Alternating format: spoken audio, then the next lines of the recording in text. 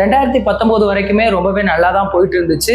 அதுக்கப்புறம் தான் இவரோட வாழ்க்கையில ஒரு டேர்னிங் பாயிண்ட் அப்படின்னே சொல்லலாம். இவருக்கு ஒரு பயங்கரமான ஒரு அடி விழுந்துச்சு. 2019 ஜெயலலிதா அம்மா அவர்களோட மறைவுக்கு பிறகு அடுத்து யார் முதல்வர் அப்படிங்கிற ஒரு போட்டி உள்கட்சிக்குள்ளேயே நடந்துச்சு.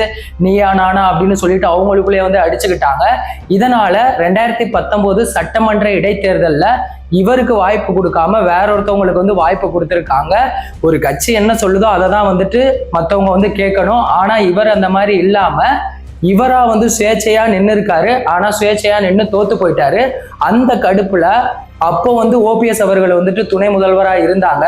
அவங்க இந்த நிலப்பிரிவுகள்ல மோசடி பண்ணதா அவர் மேல இவர் ஊழல் குற்றச்சாட்டு சொல்லியிருக்காரு. அதாவது 2320 கோடி ஊழல் பண்ணதா இவர் குற்றம் சாட்டியிருக்காரு. ஒரு கட்சி என்ன சொல்லுதோ அதை கேட்காம சுயேட்சையா நின்னதால அதிமுகவோட கட்சியோட அடிப்படை உறுப்பினர் பதவியில இருந்து இவரை நீக்கிட்டாங்க.